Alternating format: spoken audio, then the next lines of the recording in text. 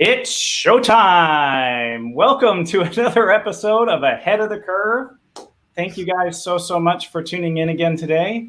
I have my guest Yannicka Mikkelsen with me today, and we are going to be talking about all kinds of different stuff VR related, diving in to some of the things that she's done and some of the technologies that she's worked on. And welcome to the show, Yannicka. Thank you. At least you got my name kind of right. Yeah, I kind of, ordering and coffee. All over the place with that at first. So do you like my headset? Do you like my prop? I approve. I do not have one myself here because I'm social distancing in a different country. What I do have is one of these, which is kind of the same thing, and we can get into that in a bit. Yeah. Okay. Yeah, it looks really interesting. I'm intrigued to find out and learn more. It suits you.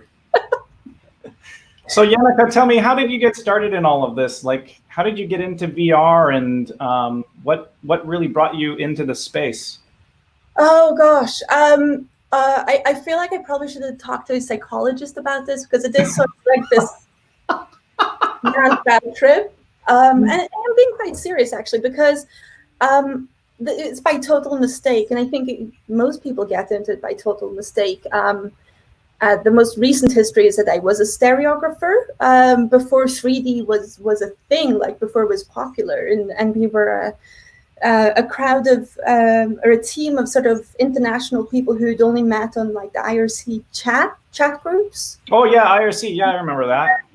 And we used to make 3D pictures, and eventually that became 3D movies. And then Avatar came out, and then everything had to be 3D. I mean, we loved Avatar. We'd never seen 3D in the cinema, at least nothing digital, at least nothing that was like non-anaglyph, if you see what I mean, the red and green glasses. So that was pretty life-changing. The reason why I got into 3D was I was in an accident, and I was in a wheelchair for a while. I couldn't go to school. So the reason why I got into 3D was that my teacher said, okay, since you can't go to school, just study something you're interested in. So of course I picked space, being me. I picked a rocket mission. I picked the STS-99, which was a rocket mission at that time. You know, they're going to fly around the world and map it in 3D. I was like, oh, that's really cool. How does that work? What is 3D? And they were like using the Canadarm and bouncing sort of radio waves down on the Earth, and then receiving it and creating this topographical 3D map of the Earth. So started setting up these IRC chat groups around the world with other nerdy teenagers like myself, and we were like trying to figure it out, and what are they doing and how are they creating it, and we could also chat with the engineers at NASA. It was really cool. It was before NASA actually had a website. So you guys were chatting with them via IRC? Yeah, with the engineers on the ground, not the shuttle itself. And through that, we sort of started learning what 3D was and how to make 3D imagery. And then we started playing around with that and seeing how we could take 3D pictures of ourselves and others. And at that time, we didn't realize that 3D was an old thing that they had in Victorian times.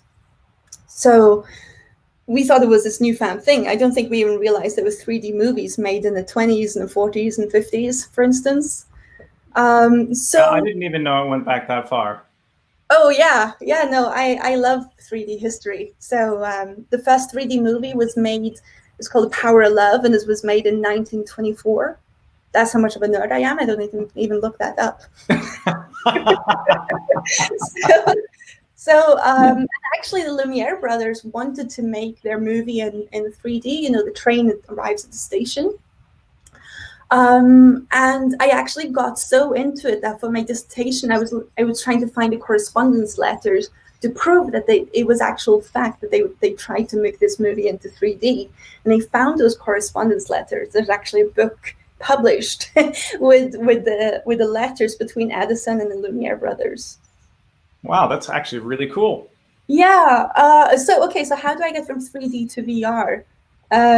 So I was working for Paramount Pictures, and I was working in Germany, so the Paramount overseas branch. And we were shooting Hollywood features, and I loved it, and it was fun. But I could see the 3D curve coming to a crash. And I was like, okay, what I really want to do is I'm going to be a cinematographer. I was jealous of the cinematographer. I saw the creative stuff he was doing, and I was like, I want to do that. I want to be able to do that. So long story short, I applied at the cinematography school in England at the National Film and Television School and got accepted. Graduated. Skip that story. Graduated. Next day, I got a phone call from a producer who I'd actually gone to him for about 6 years trying to get a job with him. He was a producer for David Attenborough, and David Attenborough was doing wildlife and 3D documentaries. And I wanted that job. That was my dream job. I could be active, could scuba dive, I could run around the world and be a 3D cinematographer. Yeah, I mean, what's not to like about all of that? Exactly. Dream job, huh? So he called me actually and said, we need you on a 3D documentary. Are you available to go to Costa Rica next week? Send us your passport. We need it within 20 minutes. And I was like, sweet. But then I'm in. But when I got to the office and the contract was signed, I realized that he didn't know what 360 was. And it was actually a 360 documentary, not a 3D documentary. And none of us knew what VR was. Wow, that's pretty crazy. That's how that journey started into VR. So that's 5 years ago. I bought the first dev kit for, remember Lucky with the VR head kits there, Oculus head kits. Yep. Yeah. So got that's one. What I got on my head actually. Oh, that's a dev too. Well, it's an Oculus. This is a Rift. Yeah.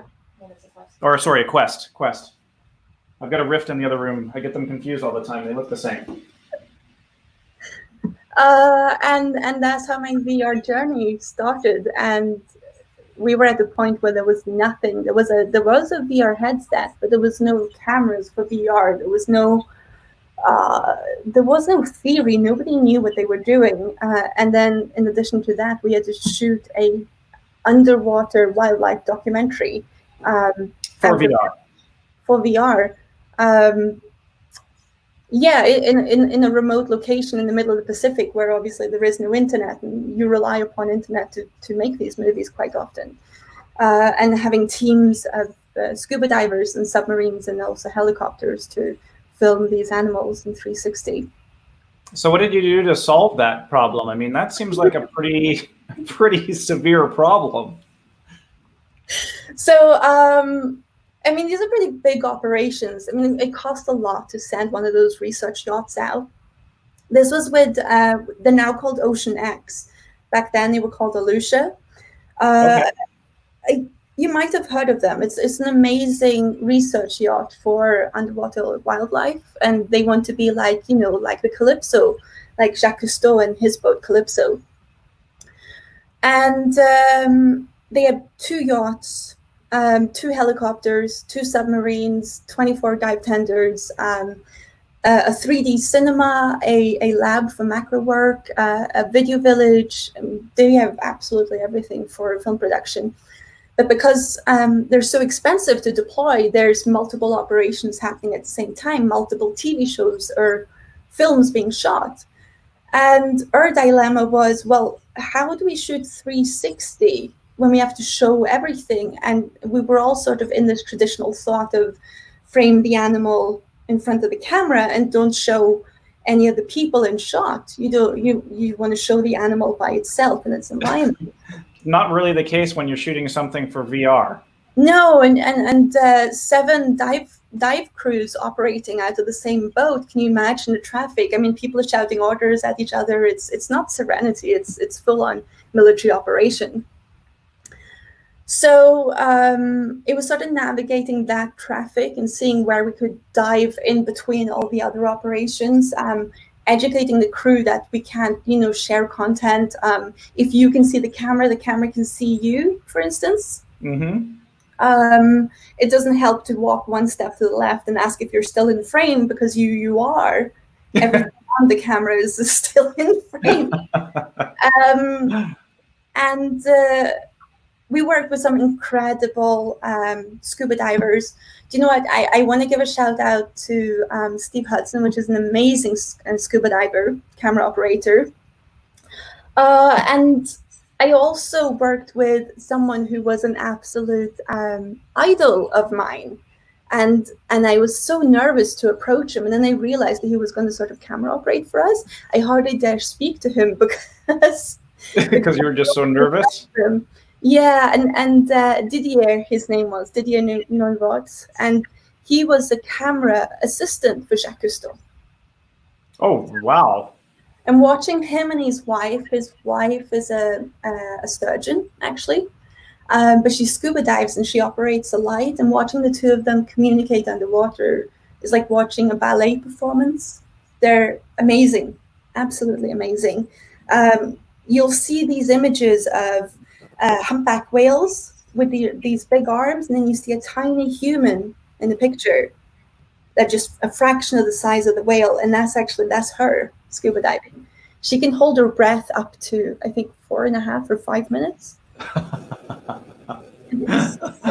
thought those types of people did not exist. I thought it was just a fantasy. It's fictitious.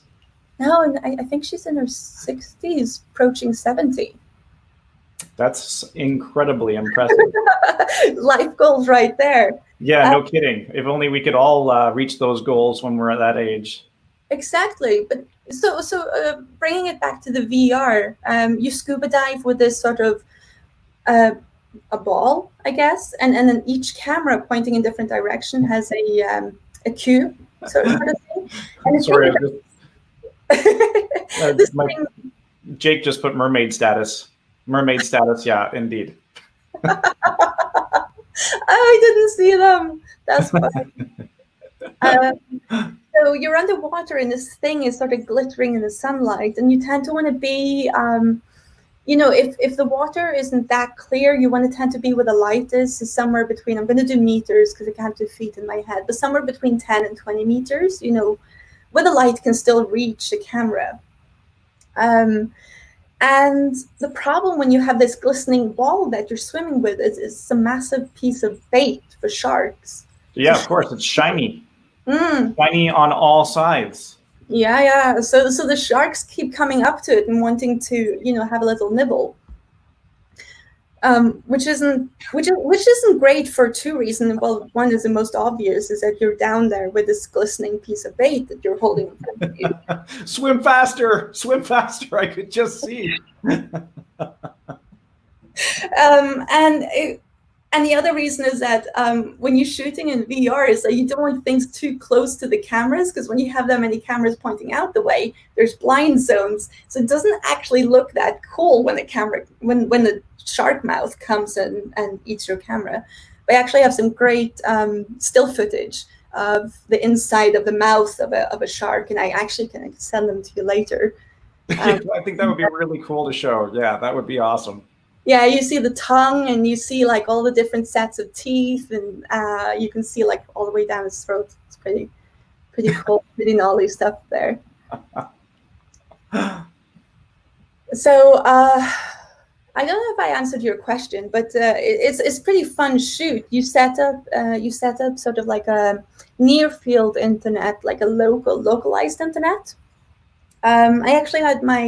I bring my dad and my mom onto all my productions because, you need a lot of help when you do this. And I have him and his company set up communication system between the cameras.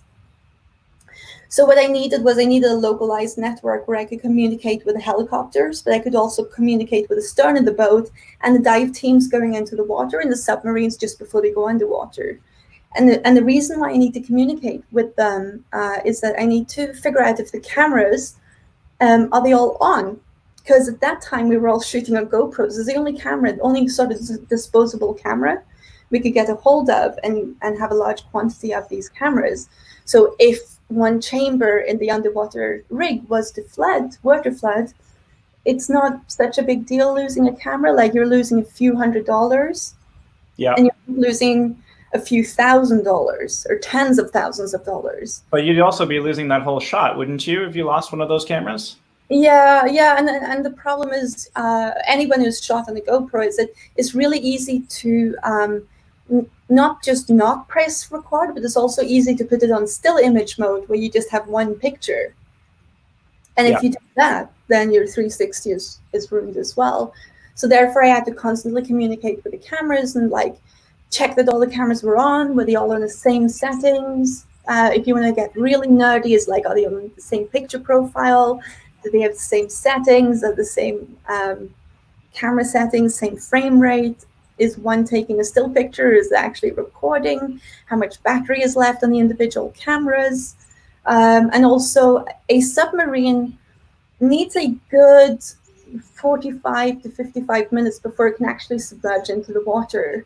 So it sits there and it cooks in the sun, and all your cameras also cook in the sun, because they're in this glass ball. So what I had to do is I needed to bring, assemble all the cameras into this underwater rig, and I had to do it in front of the AC cooler. So I was shivering there in like plus 35 degrees out in the Pacific, and tightening the screws into each individual camera chamber, then putting it into a freezer bag, then deploying it with the divers and then onto the dive tender, get in front of the submarine, then wait until the submarine is actually going to submerge, attach it to the arm, and then so you're cutting down as much time as possible. And if anybody shot on a GoPro as well, they would realize that the battery time is only 45 minutes. So you can't wait for 45 minutes before you submerge. So therefore, we needed to communicate with each individual camera via local network, so we could turn them all on individually, so we didn't lose the battery. So I have to ask, how did you pull? I mean, how many years again for the viewers? How many years ago was this? This was in 2015. So about 5 years ago? 2015, yeah. Summer 2015, probably around about May, I believe. Yeah. So technology has definitely come a long way since then in the last 5 years. So how did you manage to pull something like that off? Well, I mean, it's come along leaps and bounds. I don't understand people who like shoot down the technology and goes, "Oh, VR is dead. It's going nowhere. 3D is dead. 3D is going nowhere." And I'm just like, same thing, different name, same technology. Well, it's not the same technology, but it's the same basics. Yeah, same basic principles. Basic principles are exactly the same. It's just got a different name now. And as far as I'm concerned, VR is as much 3D as this virtual reality. And what is virtual reality? So I'd like to ask the people that are viewing too, are you guys doing anything in VR right now? Are you guys checking out some of the VR stuff that's out there? Be interesting to hear your take on it, especially on the film front. There's a lot of really interesting short films that are being shot right now that are available in a multitude of different places. So it'd be really, really cool to hear your take on it as well. So what I do is mostly live action filming. There's a difference between sort of the real virtual reality, which is game engine driven and created in a game engine and is created virtually. I work on the live action side, so it's anything that's shot with an actual video camera. We do the lighting. We do the lighting there on set, so we don't light it in the game engine. And now you're actually seeing a merge of both technologies. Last year, I shot a feature movie called Stowaway, and I did a virtual cinematography for a number of the scenes there. And we actually worked in VR. The whole entire movie was built in virtual reality. And then the actors come on board later, replacing the virtual reality. So it actually just cuts down production time and makes the film production way more efficient. Yeah, there's been a lot of people, especially recently, that have been working in a lot of different game engines and working on, you're starting to see a lot of technologies kind of evolve and come out of it, like motion capture and different ways of doing motion capture suits to be able to grab data of people moving in those spaces to be able to be composited into the virtual environments. And you're starting to see a lot of kind of crossover between kind of the older techniques and doing things in this kind of newer way that people are experimenting with and compositing. And the game engines have come just a a million miles over the course of the last few years, which I've definitely spoken about with a number of different people throughout the course of the last few months. It's kind of been a pretty hot topic, as you can imagine, with everybody being confined to their homes.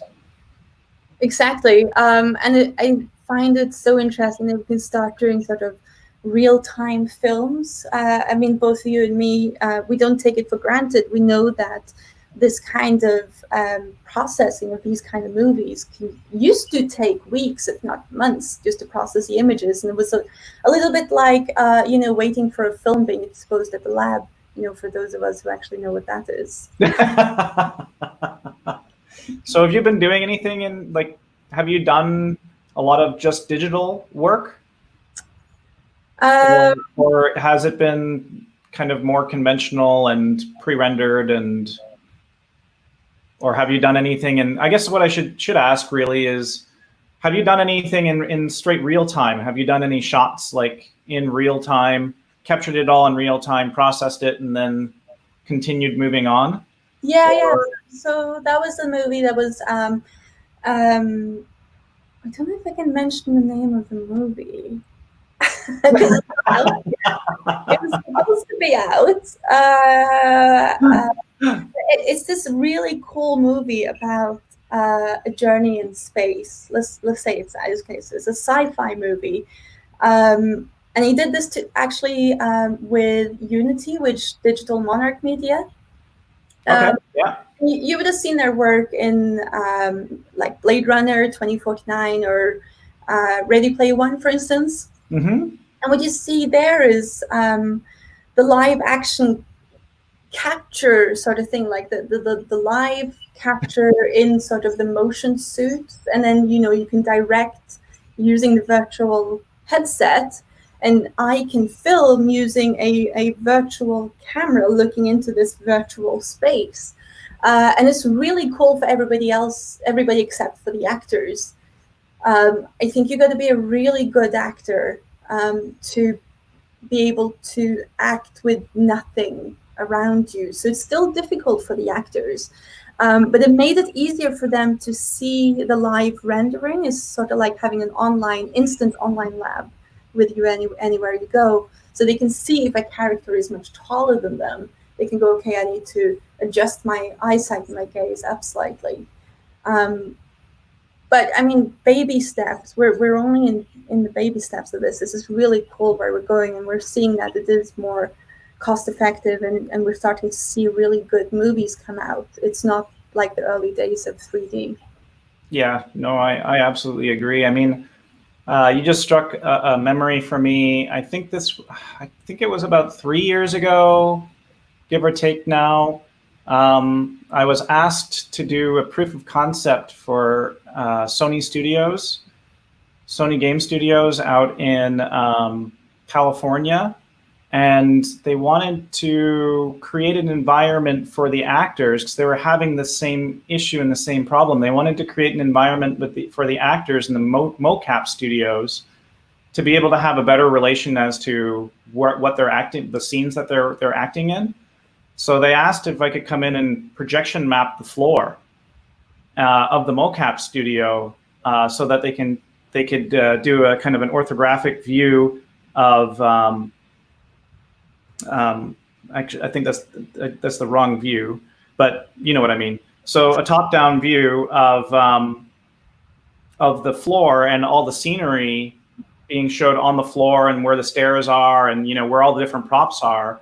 And they also use physical props in the studios, but they're pretty bland. They're not very well detailed. It's kind of like a box is a box, and it's this white box, and they build stairs out of like these modular little pieces, and it's pretty wild how they map out the floors in the mocap studios. So it was interesting to go in there and actually like projection map floors and some of the props and things, so the actors would have a better understanding and orientation of the scene, so that it could create more of a mood for the motion capture actors, which was really interesting. Well, I think this topic is really interesting, and I think a lot of people don't understand. Topographic. The top graphic, yes. The interesting with the field that we're moving into now is that to work with new technology and art, it's not so much AI anymore. Like, we want to understand it, and the actors aren't going to be out of work. Like, deepfake is good, but it's not acting performance good, at least not yet. And I don't know of any machines out there that can actually produce that level of belief to be emotionally involved with an actor who is not real. The saying, or like John McCarthy, he said that when something works, it's no longer AI. And I believe that's where we come in under when we make movies, because we want to understand AI. Like Sunspring. Did you see Sunspring? I have not, no. It was generated by an AI engine called Benjamin, and it's a really cool short. It's available on YouTube and people can see it. It's a sort of Thomas Middlesmith, the guy from Silicon Valley. He's the lead actor in it. Oh, okay. Oh, yeah, cool. And the script was written by this not game engine, but by this engine Benjamin, and it doesn't make any sense. But they are acting, and they've actually been given the performance cues or by this engine, by this AI, and none of it makes sense. But it's a hilarious short movie of where AI is now and potentially where it could go. And in a way, even though it makes no sense, it's very poetic. It's like these song lyrics without any meaning. Yeah, kind of a pieced together song that really has no backstory or any reason for what it's about. That's exactly, and it's strangely captivating, and you sit there just watching it for a good 10 minutes, and you're like, I have no idea what this is about, but this is actually like hitting me, I think it really kind of just gets in, tries to pique our curiosity probably more than anything, keep you engaged because you have no idea where it's going. And that's where virtual reality and AR and XR is right now when it comes to entertainment. It's an experiment, and we're sort of its baby steps, and it's really interesting where we are now and where we can eventually end up in the future. And that's why Queen got in contact with me, the rock band Queen. Yeah, that's awesome. That's a great story to tell, especially for the viewers, because I know that was another really tight timeline. Oh my God, yeah. Insane requirements. Sounds like you're the person to go to when all hell breaks loose and they're like, oh yeah, no, everybody else said no, but we know somebody. We know somebody to call. I think again, I think I should maybe like talk as a psychologist as like being like addicted to gambling or something that's like bad for you. And it's a gamble, isn't it? It's the gamble, or maybe like a risiko like sport, or like skydiving. And I don't know, skydiving is kind of safe, but I wouldn't be jumping, like I wouldn't go bungee jumping. I find that like a big risiko sport. And this is kind of what I do as well, I think, in my work life. So Queen got in contact, most specifically Brian May, the guitarist. He's also an astrophysicist, and this happened by chance because I was for my master thesis studying at the National Film and Television School back in England, which is obviously back there. So I have to ask. I'm going to pause you again. Where are you right now? I'm in Norway right now. Yeah. I'm stuck here. I'm social distancing. I came here to visit my parents for 10 days back in February. And never left. And never left. Well, I guess there could be worse places. You could be here in the United States. Oh, that'd be terrible. No. Actually, it's not that bad. I mean, it's interesting. It's pretty amazing how I came here with absolutely nothing, and I've managed to set up a home office with equipment I managed to get my hands on here in Norway. I mean, Norway is a great place, but the problem is delivery time of technology is can take weeks to months now. All of a sudden. Again, I guess another real challenge with when it comes down to remote production. Mm-hmm. But it works, which is fascinating. I find it very inspirational that I can work with a team all across the world, and we can achieve almost the same result. I mean, there is something with being in the same room as other creators and you create magic, but it actually does work being this far removed in different parts of the globe. So yes, Queen. I was about to say, so let's get back to Queen. So Brian May, Brian May is an astrophysicist, the guitarist. I don't know if you knew, but I accidentally got in touch with him because I was doing my master's on the history of 3D and stereography, and only then did I discover that there was like Victorian stereoscopic photography from the 1830s. So I wanted to study stuff from the 1830s up to the 1860s. Like, what did 3D look like before they had movies? 3D movies today tend to be very boring because we frame them exactly the same way as we would a feature movie. So this is a headshot. I'm cut off here, and there's something in the distant background, and that's how we frame. But how did they frame 3D photography when they only had dioramas to look at, or theatrical stage plays to look at, and oil paintings and fine paintings? 3D was actually mass-produced before even single photography was mass-produced. So it's this really cool hidden history where there's not really any books on it or anything. So a year later, I discovered that my boss, Brian May, was also the Queen guitarist, Brian May. And I was showing him the David Attenborough stuff. And he said, you know what, I love this virtual reality. Of course, he knows I know he's a fan of 3D. So he wanted to make something for his fans because they just sort of started touring at that time with Adam Lambert and doing the world tours. And he said, you know, we see something happening. We see something new on the horizon. We're seeing virtual reality and 360 filmmaking. And we're seeing a change in the trends, just like we did when we saw music videos come. And Bohemian Rhapsody was the first music video ever. And we changed the industry. They love to, you know, do things first and be the first people to pioneer technology. And their stage show is cutting edge technology. So he said, I want to make a live VR music video from one of our concerts. I was like, oh, that's really cool. We can do it like we did with the David Attenborough stuff. He goes, and then him and Roger sort of chimed in, and they were like, yeah, we want to do that, but we want to make it in 360.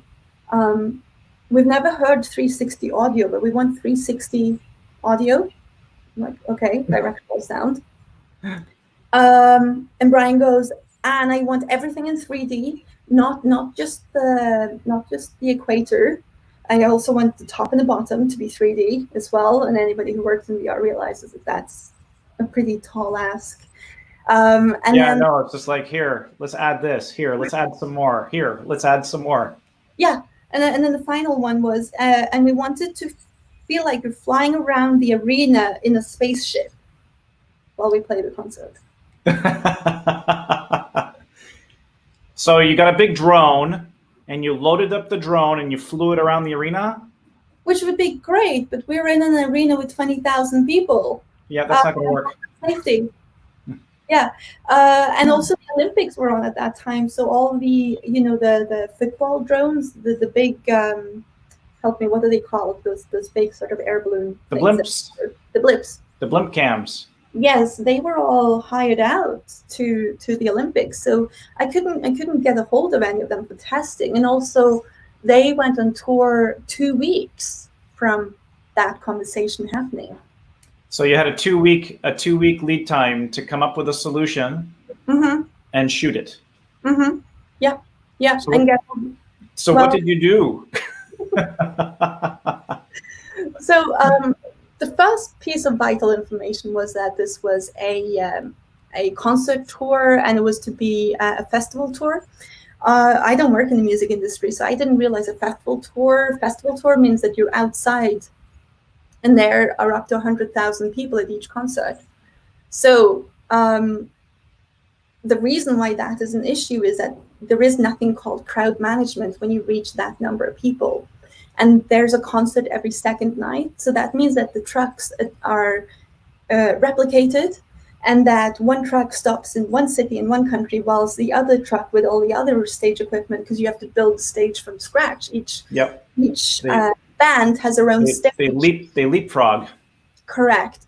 So you rig the night before, you're ready for the people to flood in, then you can't touch anything until right before the concert because another band is on before Queen, warming up for Queen, and then you have like 20 minutes and everybody needs to scurry and get everything ready and gets the lights ready and the cameras ready and get everything set up.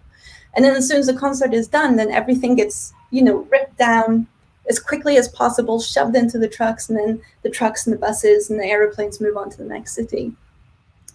So when I realized that, I was like, hey, that flying camera? We can't do it. We can't do it if this is a festival tour, because there's no way I can rig a flying camera while there's 100,000 people there. It's just impossible. Physically, the wires wouldn't be able to stretch that far. And yes, we have a healthy budget here, but it's, within reason. So we actually got Palo St. Jordi is a festival, is an old Olympic stadium in Barcelona. It fits around 20,000 people there. It's sort of like a nice low profile arena, so you can see everybody. They're not stacked up against the walls. Those kind of arenas where people are hidden in the roof almost. Yep. So, Jake, you have a lot of people probably that are also going to be watching, all from the live music industry and live entertainment industry. So we know this very well. Yes, exactly. And working with local rigging crews as well. So local Barcelonian rigging crews. So trying to get sort of language going between English and Spanish or Barcelonian there. And getting everything rigged up 24 hours before concert opening, getting the stage had to be reconfigured as well. I remember I got this stage drawing, which was just like a floor layout. And I was like, oh, well, that's not helpful. It doesn't have the height of anything. I don't know. Okay, how tall is a drum kit? How tall is the tallest tom on Roger's drum kit? I didn't know they were called toms before. No, actually, they're called cymbals as a floor tom. Anyways, you see, I don't know this kind of stuff. I don't know how tall this drum kit is. So if I'm supposed to fly over Roger's head, what is his height? So yeah, you don't want to knock him out while he's playing solo or something. How tall are the drum raisers?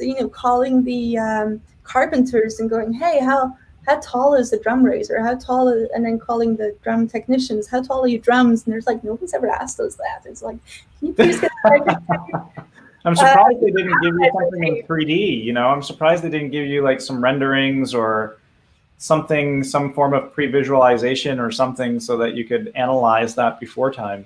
Nobody had ever done this before, and Queen has never allowed a camera on stage ever in the history of their touring. So, never been done before. There was no reason to have that information available. So I had to sketch everything up in Google SketchUp, and so I could get an idea of what would work and what we had to sort of remove from the stage, what we would enter. How long could the catwalk be from A stage to B stage? They usually have a stage out in the arena as well. Yeah. If we shorten the catwalk, how many more tickets can we sell? If we have a Technocrane 30-foot or 50-foot, what kind of camera movements can we make? How many ticket sales do we lose? You have to get, being a director, you have to do this stuff. The actual directing of the movie itself is like 2% of your work. So, also the Technocrane would be a good solution, but again, they were also all deployed for the Olympics. So what we ended up with was this 3-point. It's like everything that you've been trying to book is gone. It's been taken for the Olympics. Yep. So what we did manage to get was we got a 4-point wire rig. So you've seen these spider cams at football games, I'm sure. Yeah. But then again, the problem is that we were filming in VR and they have to move insanely fast to stabilize. So now we're getting into physics. So we actually got a rocket scientist on board and got him to help us out with how can we... So wait a minute, you had a literal rocket science with you? Rocket scientist, yeah.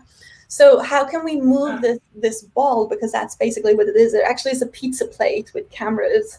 How can we move this slowly in an arena? Because, if they move at fast velocity to stabilize the image, then people are going to start vomiting if they're watching this because their head is practically inside this pizza plate. So when you hover it slowly with slow velocity, it starts to shake because of the vibrations in the wires. So we had to get a rocket scientist on board who used a combination of gears and like Doppler effect to stabilize the rig. And what we also did, we had trackers in the arena, and we used the same technology as they had in the Mir space station. And we had sort of open camera cells tracking lights, so that we knew exactly where in the arena this thing was moving, so that we wouldn't crash into Roger or Brian or Adam on stage. Oh, and that's actually the health and safety paper on that one. I was so shaky when I had to sign that one because it actually says potential of beheading the talent. I'm like, that was written into the statement or into the agreement? Health and safety papers. That's quite funny. So what did you use for a camera rig on that one? We built everything from scratch. I built it with Camera Revolution and also some of my father's work as well. We had a guy come from his company, Veloxit, come over to Britain to help us program everything, because the same thing as working underwater, filming wildlife and filming sharks. You can't access that camera once it's above 20,000 people. No one's going to get to that camera, so you have to control. And each camera needs to have its own website so that you can communicate with each of the cameras. A big problem we faced during the testing, so we run tests in like a big concert warehouse in a way, where the band performs and where they would do their rehearsals. Mm-hmm. And I hadn't taken into account the bass. The bass creates a low frequency of the bass creates a high frequency vibration in the camera. So, another challenge to overcome. So there again, we relied on the space community, who I knew from, back in the day when I was interested in STS-99, and I chatted to all these sort of space nerds and space scientists who are now engineers at, for instance, NASA or the European Space Agency. And because they already have a lot of practice with this kind of technology, because they've been using virtual reality to simulate spacewalks for ages for their astronauts. And I've never even thought about the use of it inside of space and space programs, and that makes a lot of sense now thinking about it. Because I've never been an astronaut spacewalking, but from what they've told me is that you need to be able to operate blind. That's why they operate, was a buoyancy lab called the Underwater Lab. They work underwater on the International Space Station. It's like I remember seeing some of that, seeing some footage of them being underwater. So it simulates what it's like in space. But you also need to simulate on dry land, because you have to be able to operate blind. Be able to walk on the outside of there and do your work with your eyes closed, basically. So I relied a lot on the space community, and thanks to Brian May as well, who had those contacts, because not only is he the guitarist of Queen, and he has the largest collection of Victorian stereoscopic photographies in the world. He also was a lead on a Horizon flyby of Pluto, taking 3D imagery of Pluto. Oh, wow. Yeah. More than meets the eye on that one, huh? Yeah, and I've seen some of the pictures, and it's just amazing. Like it's a different world that you couldn't even imagine. It's got like these nitrogen spheres sticking up like mountains. It's magical, and to see that in 3D is just mind blowing. Absolutely mind blowing. I can just imagine. Well, Yannicka, we're kind of coming up to our time, so I just wanted to thank you so much for coming on the show today. We barely scratched the surface of what we're going to talk about, or what we were planning on talking about. And we're going to continue the conversation. For those of you watching, of course, we're going to keep running. If you want to check out more about Yannicka, please go and check out her website. It's basically her full name, written straight out. So yannickamikelson.com. And you should see some of her work. Absolutely stunning, beautiful, beautiful stuff. So Yannicka, thank you so much for being on the show today. Thank you. I mean, we didn't even talk about the 14 world records. Well, you know what? That's the beautiful part about having another 15 minutes. We could dive right into that as well. And if you guys have any questions, of course, please pose the questions in the comments. We will be more than happy to answer anything that you might have for myself or Yannicka. And please come back again next week. We're going to dive a little bit more into the digital art scene and mixture of digital art and music. So I have Holly Danger coming on next week, who's an experiential artist. And we're going to be talking about digital art and music in its combination and creating experiential art and experiential environments. So as I say every week, thank you guys so much for coming, and stay ahead of the curve. So Yannicka, let's talk about the Guinness Book of World Records. Yes. And how that all came to be, because that is an interesting story, I think, in itself. Well, again, it's one of these projects that I sort of stumbled into by mistake. I was asked, so let's explain the mission first. It's trying to beat a world record that has been standing since 1974. This year was the 50th anniversary of Apollo 11. Sorry, last year, July of 2019. So 50-year celebration of Apollo 11 landing on the moon, and also 500th anniversary of Magellan circumnavigating the planet. So the wish was to circumnavigate the planet over the North and South Pole. It has not been done since 1974. And it was done in a Boeing 747 extended range. So the aircraft for this mission was a Gulfstream 650 extended range as well. It's the only aircraft that, other than the 747, that can actually fly across the South Pole. There's a reason for why air traffic doesn't go over there, and that's because of the cold, obviously, insanely cold. Super cold. And I think it's also to do with navigation systems as well, isn't it? There is no navigation when you get close to the poles. Yeah. There is no satellite coverage either. And that goes for both North Pole and South Pole, but even more risky at the South Pole, because you have no way of diverting to a different airfield. There is no second chance if something was to go wrong. And there is nobody to rescue you if something was to go wrong and you were actually in a situation where you could be rescued. So let's rewind this a little bit. So why were you going to be circumnavigating the planet? Well, so I came on board as a payload specialist, which is the NASA term for a filmmaker, someone who specializes in what the payload mainly is. And the main payload on this mission were cameras, because we live in a day and age where if it's not on social media, it never happened.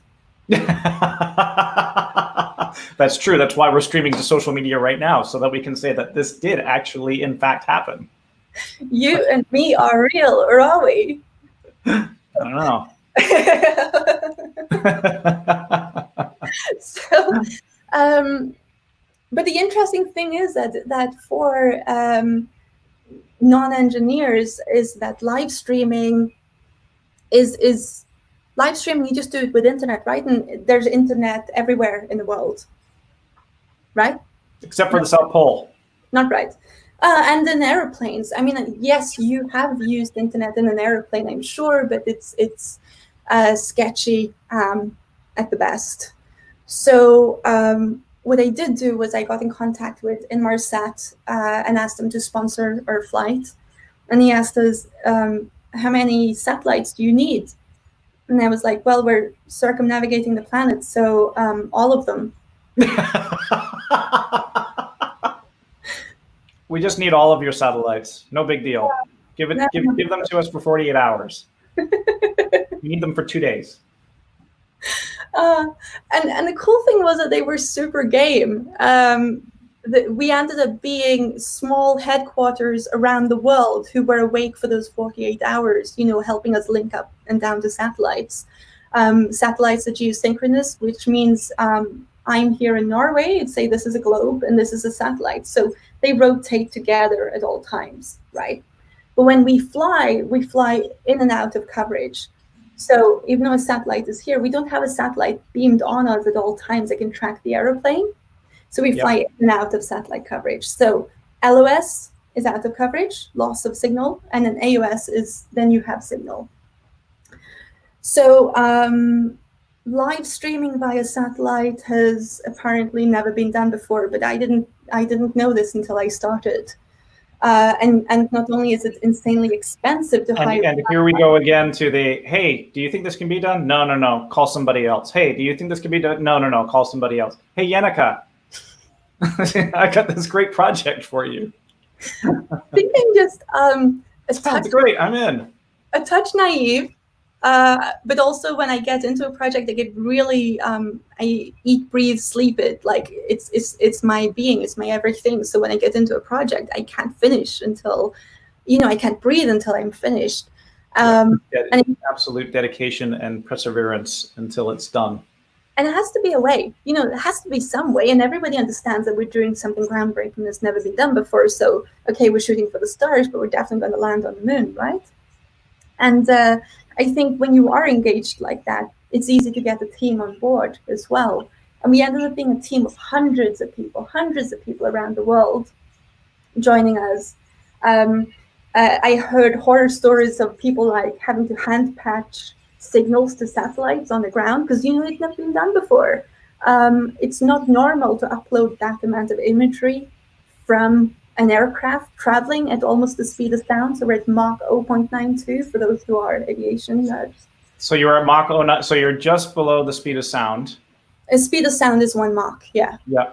A Mach 1. So we're just below. So just for you guys tuning in, just to kind of clarify, so Yannicka was payload specialist on a flight to break the Guinness Book of World Records in circumnavigating the globe in less than 48 hours? It had to be less than the record was at 54 hours, and we actually took the record in 46 hours, 40 minutes and 22 seconds, and 12 milliseconds for his counting.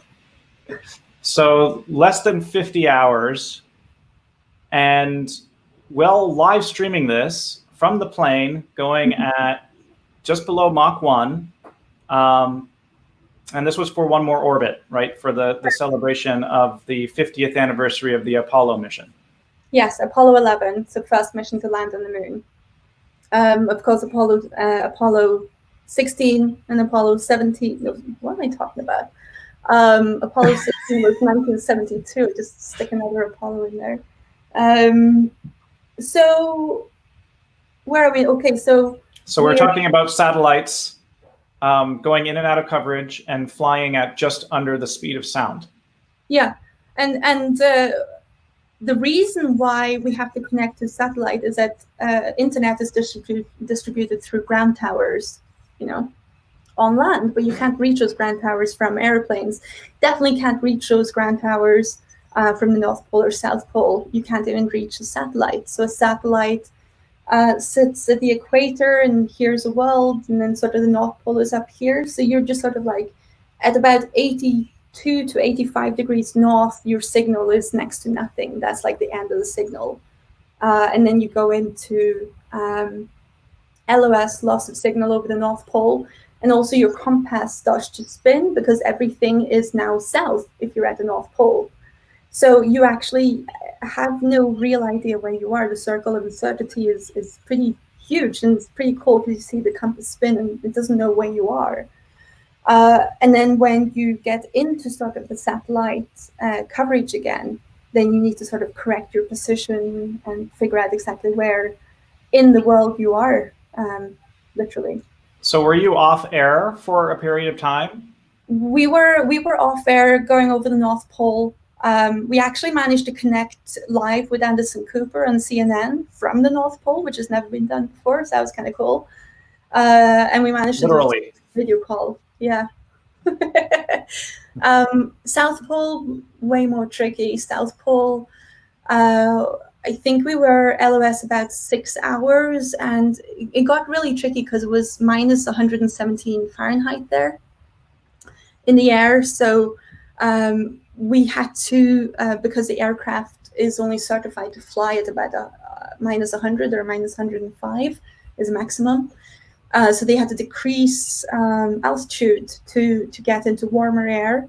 And we couldn't tell anybody that our aircraft was in severe danger and part of it was freezing.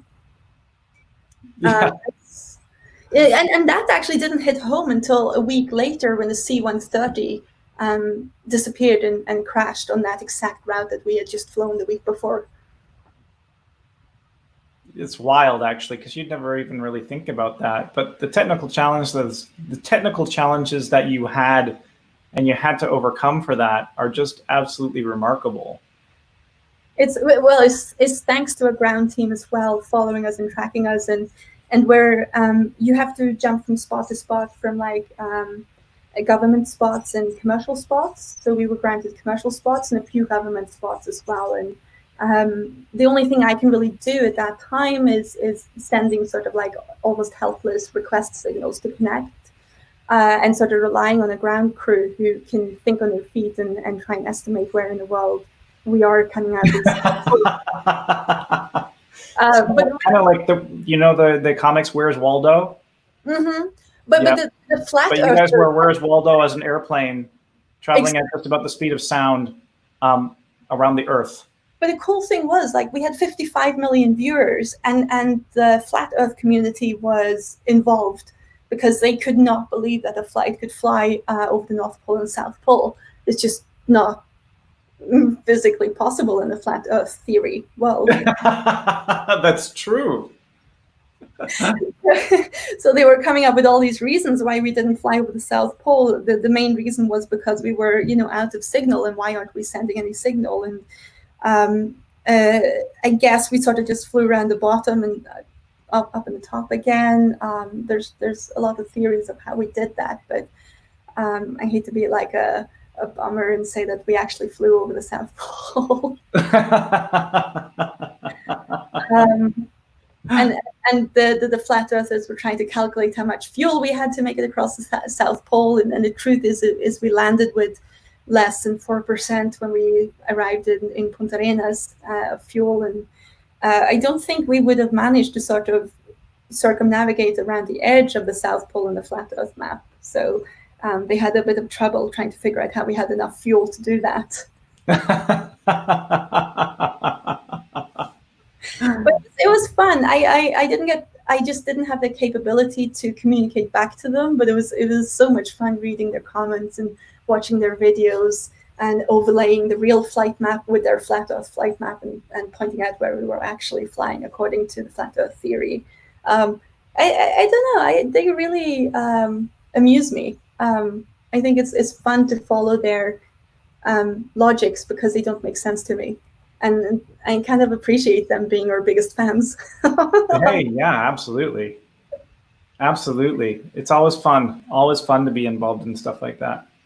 Well, Yannicka, I wanted to thank you again so much for being on board with me today. For those of you watching again, if you want to check out some more of Yannicka's work, please check out our website at yannickamickelsson.com.